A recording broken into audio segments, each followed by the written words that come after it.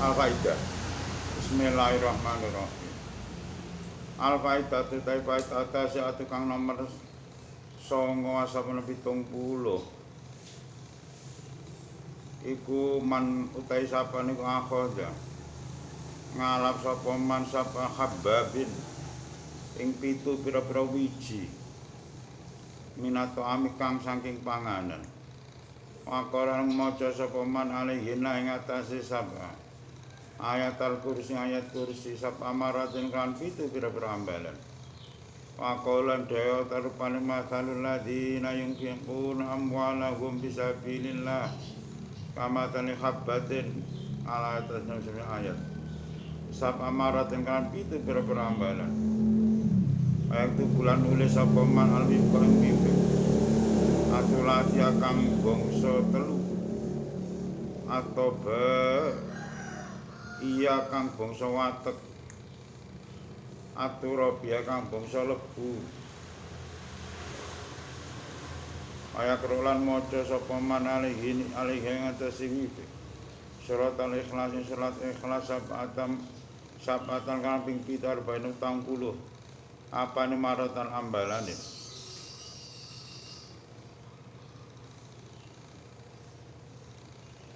Wayuk malu iya ngene ta. Lan den sele apa wipik. Wa ya wipik. Al kubulan pira-pira biji. Fikir kote ning dalem pipih. Patut panulan den pendem apa? Apa iku mau jenenge wipik ku mau? Khirqa. Pitame dalam panganan pisate dalam mangsa lula kang pertama. Men yaumil isnani sangi dina Senin. Paina mongko sak temene man kuya seribu gunakake sapa man minhu sangi to'am kuya seribu bisa gunakake sapa man minhu sangi to'am wal yang kudul ora entek apa to'am bidinilai ta'ala kelan idina wa ta'ala wa in fakhor lam ngububi sapa man alwifqa ing mipik bil utik lan nganggo kayu garing arat bikang teles walubani lan menyan Arab wajawi lan menyan Jawa kana mongko napa bakhara iku asana luwih bagus wa ini kata balam nulis sapa man alwifqa ing mipik atulat ya kang bangsa telu yaumi ing dalem dinane mipik wasatilan mongsane wipik wakan ana apa nulis utawa kitab iku bisyara fil qamari dalam mulyane rembulan kana mongko ana apa iku mau jenenge kata bawi iku asana luwih bagus itu bulan nulis sapa man alo ing dalem kiwa tengene wipik surat al-ikhlas surat ikhlas hurufan kelawan pira-pira huruf mufarraqatan kang den pisah-pisah li ana krana sak temene surah ikhlas iku khamsata asal 15 sapane kalimatan kalimat iya di lampune biasa.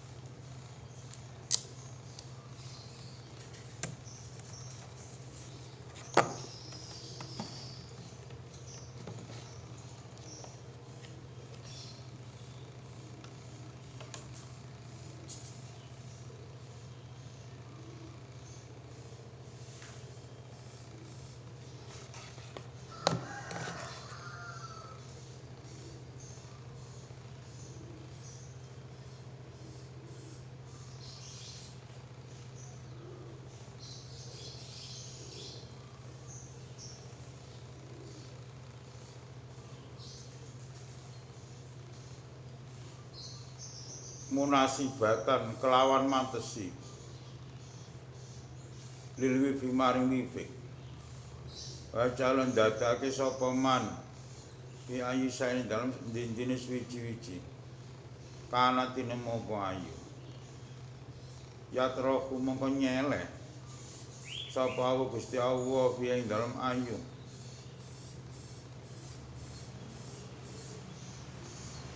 al barokah ing barokah mata guna ana pal kitabatu nulis iku yaumal isnaini dina Senin ya awali saat ini dalam awali mongso min sang Isnin kayu bakhiran ngubuki sapa man piluti langgo kayu garu arat bikang teles maka dalikalan kemungkono lil barokah ida katabta ing dalem nulis sapa selalu buka ngubek asulasi kang bangsa telu yaumi ing dalem dinane wibek wasatilan mangsa wibek wayaute saikal ula pertama menyamil Senin sang dina Senin batas suruh ing dalem sawise mencorong srengenge wa ini tafako lamun to ngepasi apa kitabah penulis fi syarafil qamar dalam mulyane rembulan kana mongko tinemu apa itafaqo kuwi kana mongko ana apa itafaqo iku atama luwih sempurna wa angko ala luwih manfaat ayat itu bulan nulis apa man halu ing dalem kiwa tengene wifik ayat kursi hurufan kelan rupa pira-pira huruf muqatta'atan kang den pegot-pegot kang den pedhot-pedhot ila qolit moko dewa talupane al-alim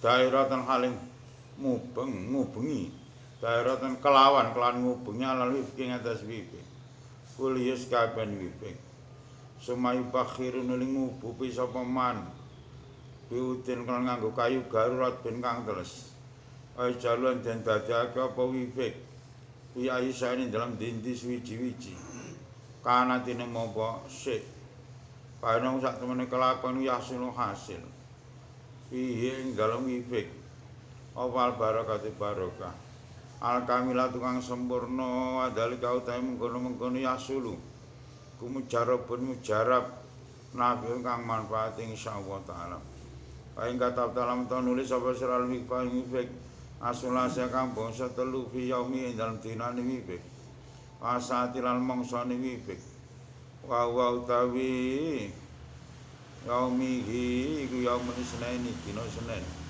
al qamar halu rembulan iku wiziyad dadi suri ing dalem apa jenenge nuri iku wiziyad dadi dalam tambahe padang kana mengkono apa katabta kuwi iku aku luwih kuat wae apa kala mentono coki apa dalika mengkono katabta syarafal kemaring mulyane rembulan kana mengkono apa katabta iku atamal wis sempurna wajib lan gawake ayat itu bulan nulis apa man halu dalam kiwa tengene wifik kaf ya ain sad ing kaf ya ain sad hamim ain sin qaf hurufan kelawan rupa pira-pira huruf mufaraqatan kang den bisa-bisa semeyak tubuh nulis apa man Muhammadun ing lafaz Muhammadun salasan kelawan telu hurufan hale rupa pira-pira huruf mufaraqatan kang den pedhot-pedhot ayat bulan nulis apa man kala inda dewa taala rupane inna dzala rizquna ma lahu min nafad ay bakhil ngubupi sapa man bi mai atin kelawan menyan wangi bi mai atin kelawan menyan wangi akrolan maca sapa man indal bukhuri ing dalem nalikane ngubupi ayat al-kursi ayat kurisap amarat tinggal pitu pira-pira ambalan wayu dolan dan salah apa dalika mengkono-mengkono wifik bi aisyane dalam dintine suci kana tinemu apa sik tadaru mongko bakal pertelo piye dalem wipik awal barakatu barokah atama tukang sempurna insyaallah taala paman te sapane kotaro kendu fataro kendu alinya tasih manapa rezeki watara balan poyang payingan apa ahwalu pira-pira kaadane man waliat takhir mongko becik agawe sapa man khotaman ing ali-alimin fidati saking perak wayang kusulan ngukir sapa man aling atase khotam hadil ayat ing lan ayat kaya sak temene kelakon ku yati teka ing man apa rezeki men haidul ayat tasih saking panggonan ora nyono-nyono sapa man wa utawi hadil ayat qalu dawuh talupane semua batna kumbati mautikum ila qali semoga darman warazaqnakum maka dalek lan iku kaya mengkono lil barokah qalu dawuh talupane warafa ba'dukum ba'qabat qawqabat ing darajat ila qali semoga darman ya aluma yurid man kang desapane iku kata banulis sapa man ing apa iku sir warafa ba'dukum firokin itu biyen lulang kidang nakien kang bersih bimiskin kang nganggo mising zafaron namanya zafaron pahamalan nggawa sapa man ing apa jenenge rok mau sertane man nalam kemergoli sapa man ya rifatan ing keluhuran waqabulan den trima wajalan pangkat adiman kang agung inana sing dalem ngersane menungso pinaul fi'auni la iklan pitulungane Allah taala maka dalikalan kemungkinan nala dilayat utai kilapirang ayat iku nabi atau manfaati liman kanggo wong gola bakang nglindhe alingan tesih manapa anisyanu pira-pira wanisane lali idaro samaha ing dalem nulis sapa maning hadil ayat dikit atinu hasin dalam tugelan saking tembogo ahmar kang abeng awal yaum ini dalam awali dino minalilal kang saking tanggal wahamalan gawa sapa man ing wahamalan gawa sapa man ing apa iku mau jenenge kit atinu hasin zalam mongko ilang apa nisyan ya anu ando saking man bidilai talkan oleh dina ta'ala al faidatu faidat al asamana kan 80 qalu ta'ala diantarane au kasoyibin ayatan nusna sapa sering ayat au kasoyibin minas sama ing ida kata nulis sapa sering au kasoyibin minas dulumatil mirqat di dalam pipi min kufnin kang saking ulese mayit kok kapane mayit wa alqalan wa ulqiya lan den selake iya ing dalam khirqa pasan suci-suci mintura bil makabir kang saking lebune pira-pira kuburan aku tipalan den tulis ma sertane apa iku mau jeneng au kasoyibim apa ismu man jenenge wong turi tukang ngarepake sapa man wajilan den dadaga khirqah tata zubratin dalam nisane togolane wesi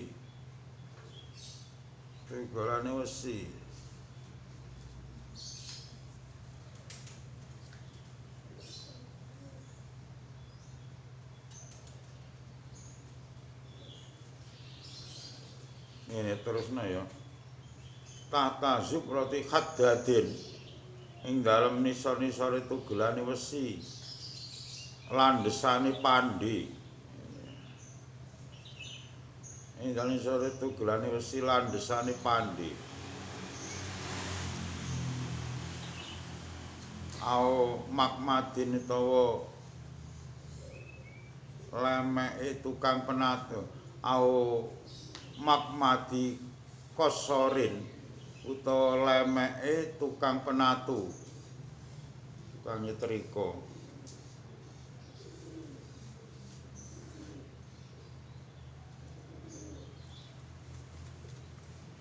Hadatin tukang pandhe tukang. Fainal makmula mongko sak temene wong kang den garap sapa lau'al kuyang sodiu dadi pecah apa rok susirai makmul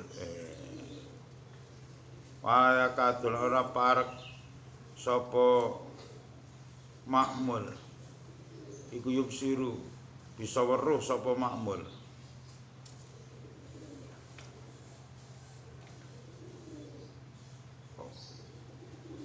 manane kok pecah kok ekstrim meneh ya. Ainal makmulam kok sak temene wong kang den garap iku yang sodi bakal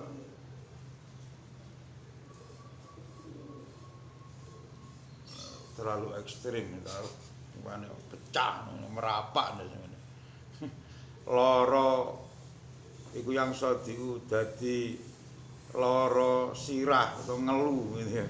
Yang satu dadi lara sirah atau lara ngelu apa rok sisirahe makmur walaya kadora paring sapa makmur gip siru bisa ningali sapa makmur waliyatake mengko becik wedya sapa sira awa ing awe waliyatake mengko becik wedya awa ing awa ngono sapa pae wong kang garap wong kang gawe tulisan iki kitab wa kadhal kalan iku kaya mengkono-mengkono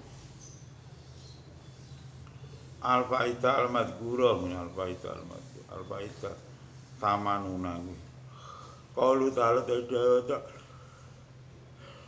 rupane wa kadzalika akhdhu rabbika idza akhadal qura wa ya dzalima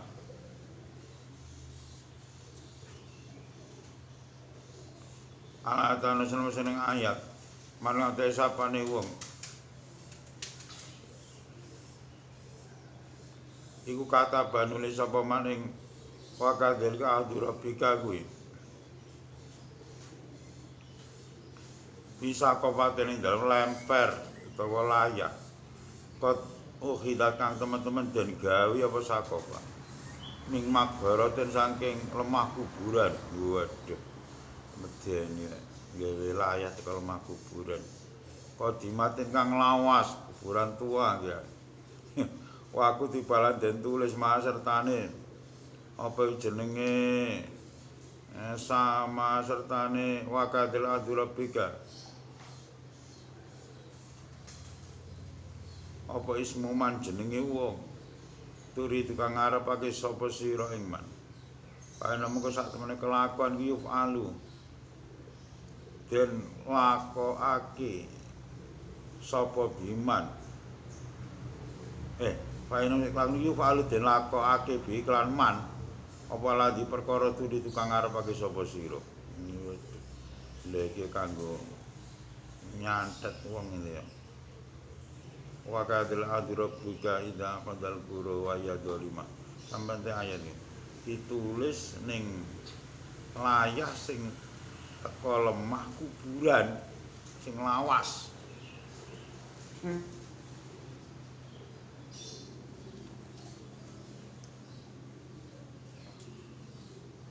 ya golek lemah kuburan digawe apa ngene ya gawe luluh itu ya lemah kuburan campur banyu diolet terus digawe layah ya digawe layah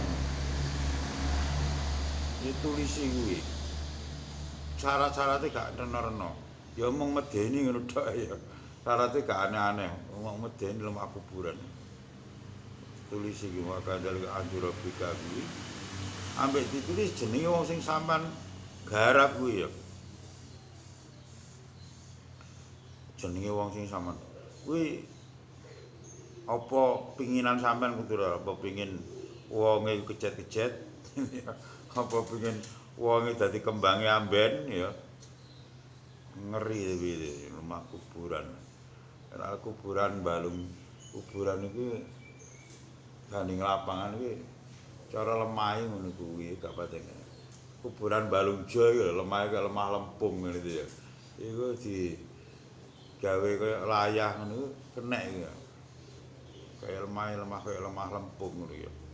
Wis ora usah dibakar ora apa-apa. Ora usah dibakar.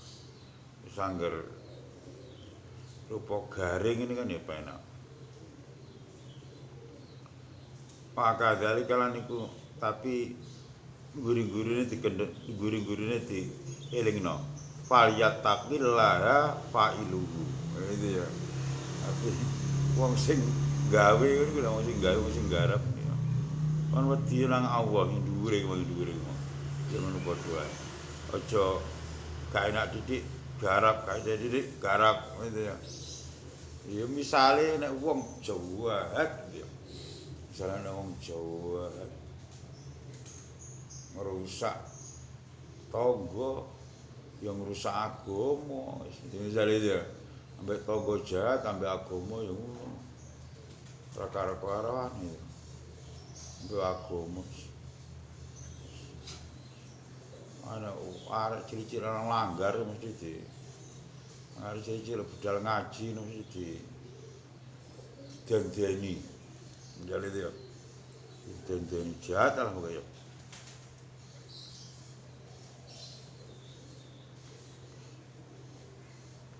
Wakadal iku ngono faitamat kula kalu dari dawa terpane wa itu kala Musa li qaumihi ya qaumi innakum dalamtum anfusakum ayatun sama sering ayat ida kutipat ing amlakane den tulisi apa itu kala Musa filau ing dalam papan min hati tinggal saking wesi wa kutibala den tulis ma sertane apa iku mau jenenge ya itu kala Musa kuwi apa ismul ma'mulillah jenenge wong kang den garap wasmu umilan jenenge ibuke makmullah ada caluran dadake sapa sira ing lauk nari ing dalem geni jadi golek blebekan mesi ngene golek blebekan mesi wis ditulisi wae itu kala Musa kuwi ambek tulisi jenenge wong sing sampean arep sampean garap kuwi saibuke pisan ya.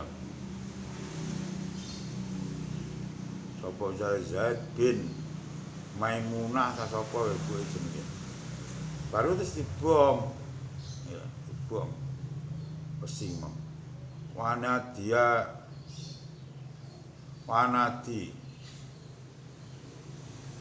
lan undang-undang sapa sira. Wanadi lan undang-undang sapa sira. Biladi kelawan wong turi tukang ngarepake sapa sira halakau ing rusake ladi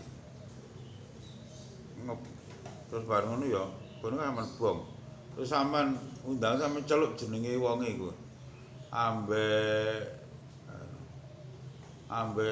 apa sing sampean karepno fulan mati kon ya kowe ngarepno mati ngarepno lara ya. Oh, lara kon ya. Iya. Ngarepno dhek cilaka kon ya, iya. Ngarepno sandang pangane mampet no sandang panganmu angel Gus. Sandang panganmu sempit kon ya angel kon ya misalnya itu ya. Tapi yang ngono kanggo wong sing jan jahat bener-bener jahat tenan ya. Didandeng paling aja terus ngangger gak enak karo wong apik mergo urusan donya wong ahli ibadah aman santet. Wong sing layak to. Ida kutibat ilaukin apa iku mau jenenge wanati piladi turi itu halakau paenamu sak temene kelakon iki aku terjadi iklan ladi to makmulah kene apa ma perkara layu tikang ora kuat apa ma layu tikang ora kuat apa ladi ini minal mari dibayani ma saking loro wa gorane minal marodi bayane saking loro wa gorane marot maka dari kali buka mengkono faedah kalau ta'ala rupani wa telu alaihim naba benai adama al ayatan serang ayat ila qali temangke dawuh akhi ida alata ida nalakane arep pakai sapa halaka hadin ing rusake wong suwiji pasawir moko gambar sapa sira sura tahu ing gambare ahad terus wero kamilatin kang ora sempurna iki pokoke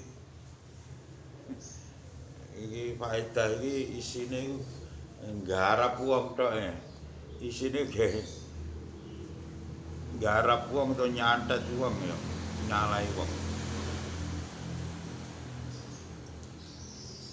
kewi wong sing elek-elek iku mau ya sing pantes mendapatkannya lah nul gambar wonge gambare gak usah sempurna ya pun ndas tok ya ndas apa separuh badan waktu lan nulis sapa surah ayat ing ayat iso diriyae dalam dadane ahad ya gambare iku mah ya gambar dadi lek gambar ya separuh badan dadi dodone enek engko gambare dodone dhek iki gambar atau foto saiki enek foto-fotoe. Foto pas gambar dodone kuwi ditulisi. Ayat iki mau ya. Watul alaihim naba'abnai adam. Wasmaman jenenge wong turi tukang ngarepake sapa sira. Fi dhahriha ing dalam gegere apa iku mau jenenge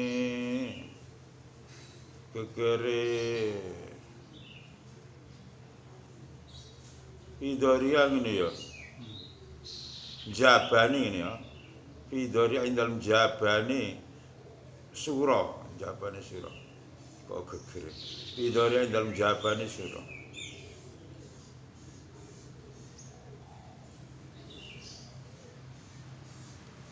Wa aku dalem ngalapo sapa biatika lan nganggo tangan ira. Khonjaron ing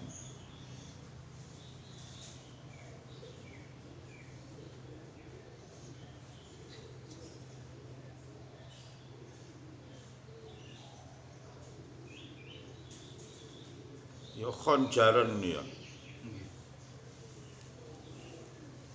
ing buding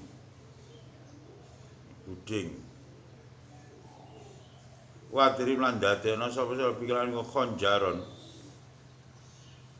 asurata ing gambar ala maudhi ismil madhkur ing atase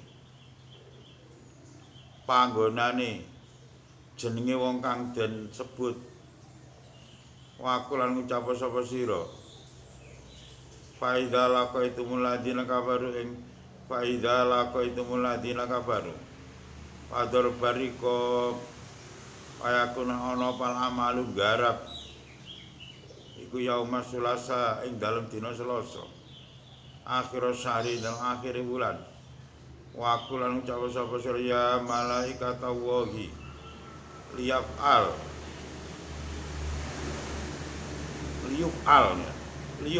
kada liyuf'al becik den lakokake sapa apa kada liyuf'al becik den lakokake apa kada mungkin misale lara apa mati sandang pangane ifulanen kelan fulan paina dalika mengko sak temen kono kada iku yako terjadi apa kada ibadane dalam badane akad payatake mengko becik ngreksa Allah ing Allah becik ngreksa Allah ing Allah payatake mengko becik wedya Allah ing Allah sapa fa'ilu dalika wong kang ageh mengkono-kono kitabah kuliah kabane dalik fakadal iku mengkono faida madkura qalu ta'ala dadar pani fa'inna wa mubtalikum binahar al ayat ayat ida kutibat nalkane den tulis sapa inawa bisa faronin kami yak zafaron pamai wartilan kembang mak banyu ini kembang mawar wa mukyat lan den lebur apa kitabah utawa fa inawa talikum kuwi Bimae matur nganggo banyu udan. Waku siat lan den inomake bapak inom talikum. Kauman ing kaum mustamiina pira-pira kang padha kumpul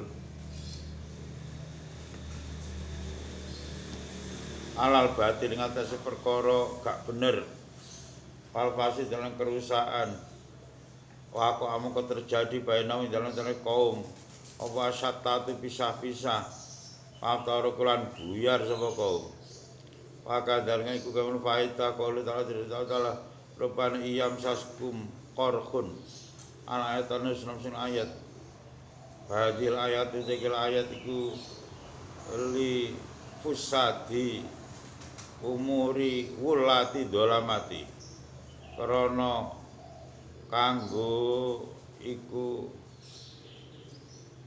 kok ngono to li fasadi ini ya iku li fasadi umuri wulati dolamati krana kanggo merusak pira-pira urusane penguasa kang dolim karena kanggo merusak urusane pira-pira penguasa kang dolim idarata yang kang ngarepake sapa sira dalika munafasat fakut moko ngarep sapa sira ismat dolim jenenge wong kang dolim wasma umilan jenenge ibuke dolim malah itu setane ayat bisa kofatene dalam lemper kot umilan kang temen-temen den gawe apa sakofa min fahmin saking areng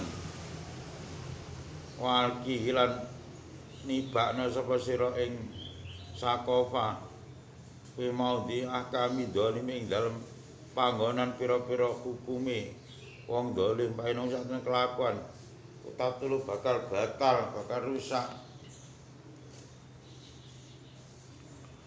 apa kamu pira-pira hukume dolim ayo jalulan den copot sapa dolim an wilayati sing kekuasaane dolim wakadhalika kum faida dil ayat rupane qaulu ta'ala inna ya'murukum an tu'addul amanati ila aliya ayat sesuatu ayat li zawali dolmi karena kanggo ngilangi dolime wong kang dolim waman inan nyegah dolim minal apa juri sing melempeng ida kutipat dalam kali den tulis apa inna ya'murukum an tu'addul amanati warokotin dalam kertas pahamalan gowo sapa ngwaraka sapa adunung suci atau kalam lebu sapa akad biya kan gowo waraka ala dolimin ngatas wong kang dolim au jabar utawa wong kang meseso pakaroro bulan baleni sapa akad kilawata maca inna ya'murukum batal mengko rusak apa rusak apa dulmu dolimi wong kang dolim wakadzalul faida ida kutiba dan tulis apa inna ya'murukum bizafaron ing nyak zafaron namai wartin lan banyune kembang mawar mukhiat lan den lebur apa iku mau jenenge inna ya'murukum kuwi bimain matur nganggo banyu udan walus salat dan sirat-siratake apa mak bima siratake apa iku mau ya banyune inna ya'murukum kuwi ya dia mau di hakimin dalam panggonan Pak Hakim ayah hakimin iku ndi hakim kana ana sapa hakim bae nang sak temen hakim ya takalamu guneman sapa hakim pihaki klan bener ayah kumulan ngukumi sapa hakim bil adil lan adil bae aku tipan sampeyan den tulis sapa inna ya murukum fi qawarotin ing dalem kawaroti komisi ini dalam apa iku mau jenenge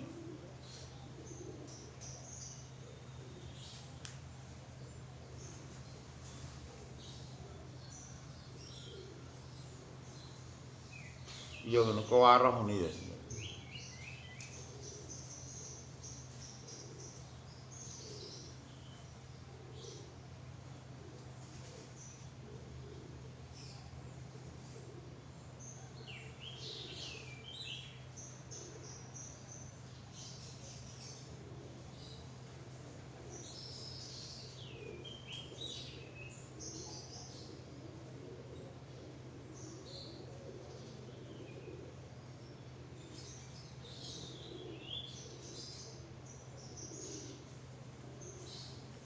kawarati komisen ing dalem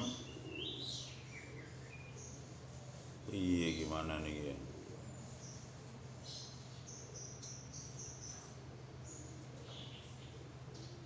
Tinggal sih. Yaumal khamis dalam dina Kamis. Enek jane ta wacane piye. Padu piladen pendem. Dan pendem apa kawaroh. Di pendem apa kawaroh tata atabati baiti mraatin. Ing dalem isor-isore telundakane omahe wong wadon.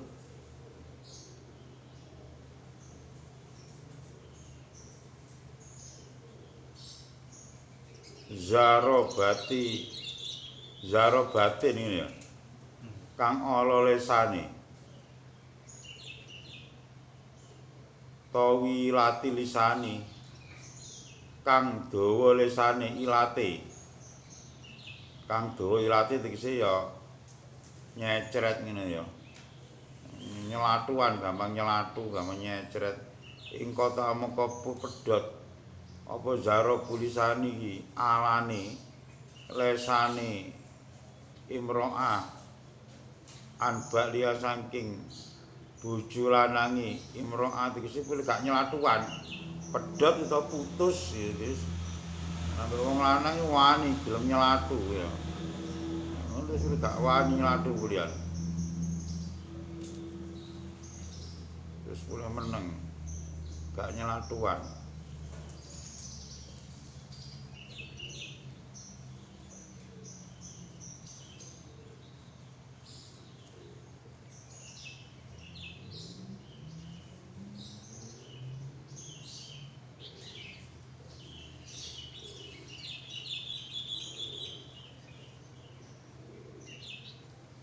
Al-Faidatu te Faidal Hadiyatu kana nomor 1 sama 80. Iku qaulu ta'ala dhateng paning qaulul haq walaul mulku. Al-ayat senusun ayat. Hadil ayat iku biaiki dan hadil ayat aksamun te pira-pira panduman kalimatun kang mulya. Wa asmaul asma jalatun agung. Idarus simat kang dalem kang ditulis sapa hadil ayat iki ayat. Ilaken ing dalem papan mindapin saking mas. Wahamalan gawa ing hadil ayat sapa ing sanu menungso mahu sertane apa iku mau jenenge ingsan istajaba moko bakal nyembadani sapa Allah taala Gusti Allah taala doa ing dongane ingsan waluti falan den welasi sapa pingsan pijami awani dalem sakabehane pira-pira tingkah ingsan wae nukisat ramtu den ukir apa hadil ayat Bifasin ing dalam motone ali-ali aswada kang ireng wahamalan gawa ing apa iku mau jenenge hadil ayat iki mau sapa hadulung suci mongko bakal nyamarake ahad sapa wa ta'ala an ayunina saking pira-pira pandangane menungso. Wah iki kene kanggo ngilang iki ya. Karena nganggo ilang-ilang. Nulis iki qaulul haq walaul mulku sampe entek ayat. Ya. Iku ditulis ning papan teko emas. Papan teko emas ya teko emas blebekan ya mas lantakan gitu ya.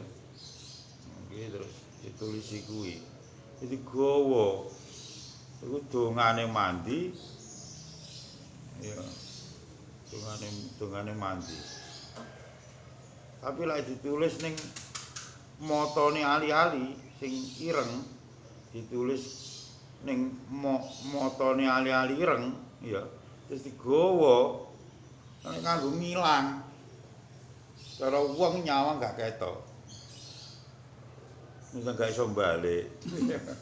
Iso lah pengin balik ali-ali dicepot ya. Saman pengin gak ketok misale. Wah kayane polisi gak gosip aku. Gak eleman sana. Ali-ali ini gue digawe ya. Polisi tolak gak aruh ya. utawa enek wong jahat arepane ya. Nggo ali-ali kuwi gak ketok kuliyane. Tapi aja ngomongno maling. Lah sampean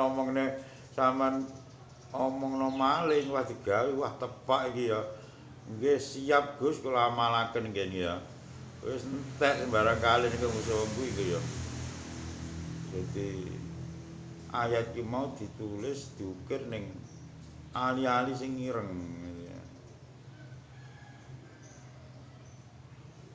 Wah darusi wane den tulis apa iku mau jenenge iki mau ya. Qaulul haq walul mulku iki sampeyan ayat.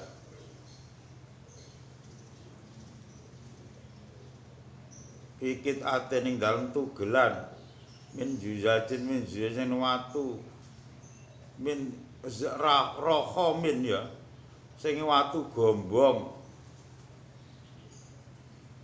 ambyado kang putih iki penak golek watu gombong sing putih itu watu hitam wajuilat den dadake apa kitah widari ayen ing dalem dindine omah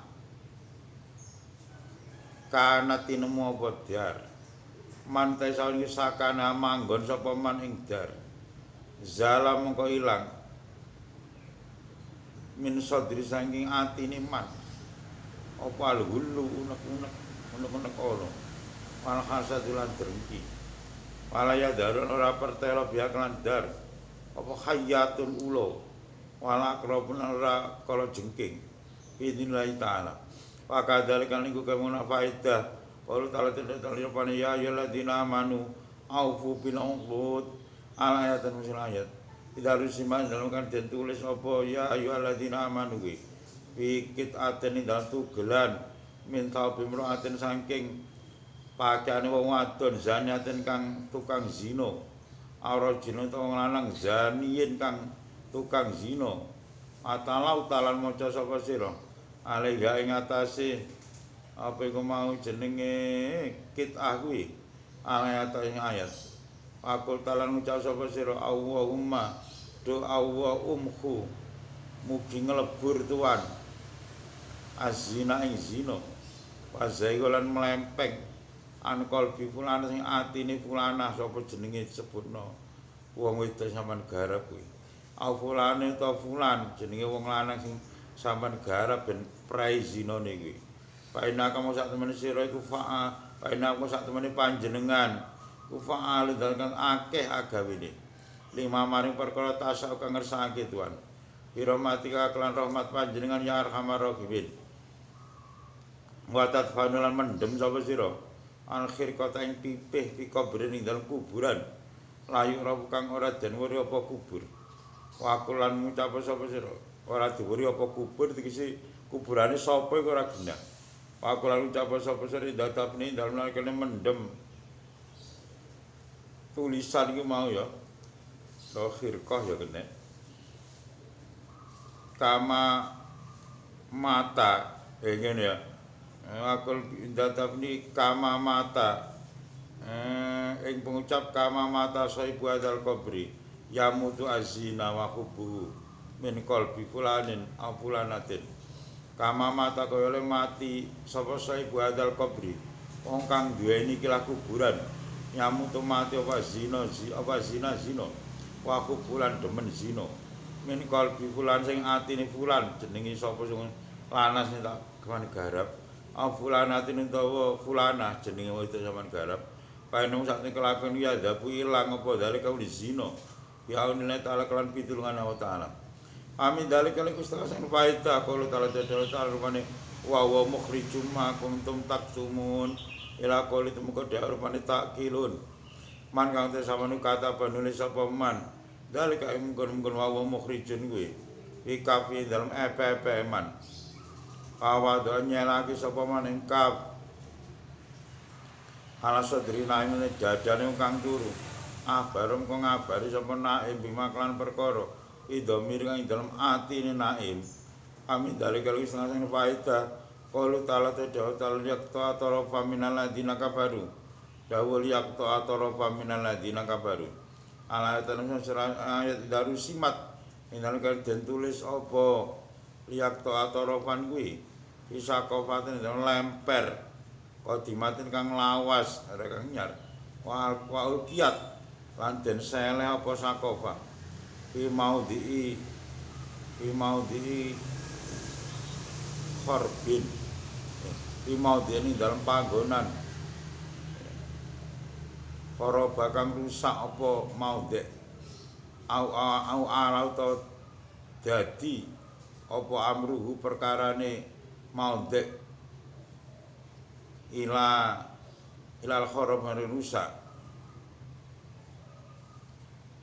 alau to arep dadi apa amruhu ngene ilal khorab wakadali iku kene faedah qalu ta'ala pani fajalna ya safilah ala ayat dilakoni temen Gusti Allah bibait ida kutibat nang den tulis apa fajalna ya safilah kuwi di sapi sikope ning dalem pitu pira-pira lemper to cowek padupina den pendem apa iku mau jenenge sapi sikofen kuwi aurumiat itu den apa iku jenenge seleh den uncalake ngene den uncalake to den seleh apa sapi sikofen iki mau dene dalem panggonan suci paina dalikal baitang sak temen omah iku yurjamu den antemi apa dalikal bait pain rusimat pain rusimat pain rusimat namun den tulis apa iku mau jenenge den tulis apa wajana arya sabila kuwi bi kidirin ing dalem kendil bismisasin kan jenenge wong suci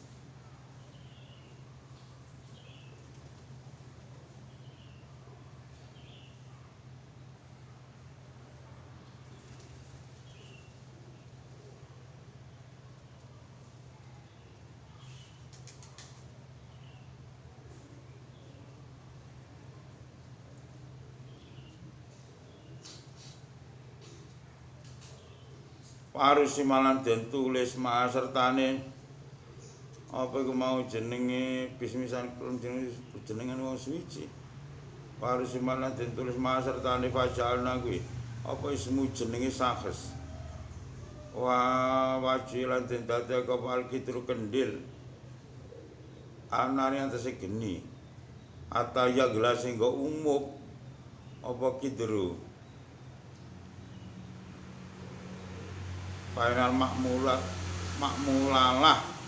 painal makmulah maka sak tulung kang den garap sapa lawal iku tak khudu bakal ngenani ing makmulah utawa tumrap ing makmulah niku nek tak khudu ngalap to bakal mekenani ing makmulah palku maloro panas walaya kadulan ora parek sapa makmulah kuya bro waras sapa wae Waliat taki mengko becik ngreksa awake waliat ing mujik wedi yo awake awas sapa paidu wong kang gawe wong kang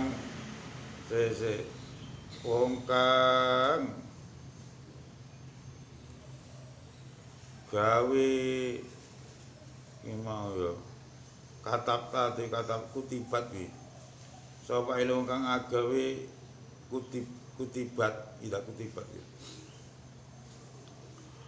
pamin dalikale kusna sing faita qalu ta rupane wa qala alladziina kafaru lirusulihim lanukhrijannakum in ardina alatan sanad ida kutibat nang den tulis apa wa qala alladziina kafaru lirusulihim lanukhrijannakum bi arba'ati alwaqin dalam papat pira-pira papan min khosabin ngasang min khosabi zaitun kang saking kayu zaitun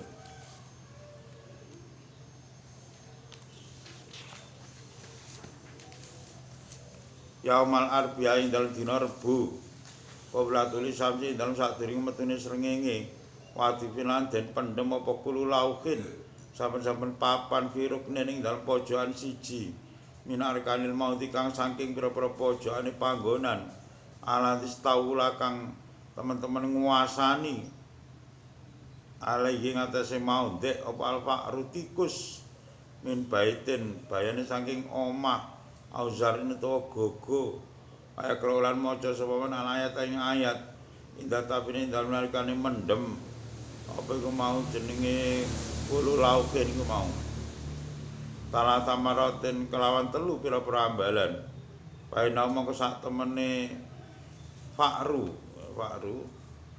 iku ya jabu ilang utawa lunga apa fakru insyaallah taala alhamdulillah rabbil alamin.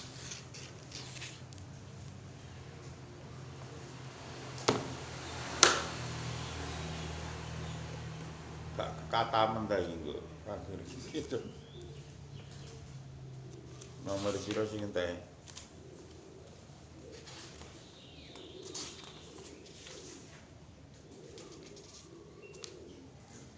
atus widak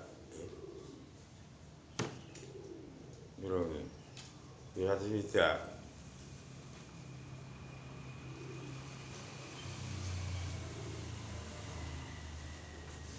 saiki swidak kalong 29 iya sing ngerti ya 29 iki atus 29 swidak kalong 29 berarti gara-gara titik kamu siji orang siji lak ke nomor cara ke lemper berarti pirang lemper 30 15 lemper gitu. Ada kurang 15 lemper. 15 lemper sedina isuk sore. Kurang lemper gak 7 dina tebal gitu. Ah yo empuk. Atam dhisik ora popong. Apa? Luwe-luwe awan isuk gak ngaji ya ora apa-apa luwe. Ngaji ora apa-apa ge golek magrib.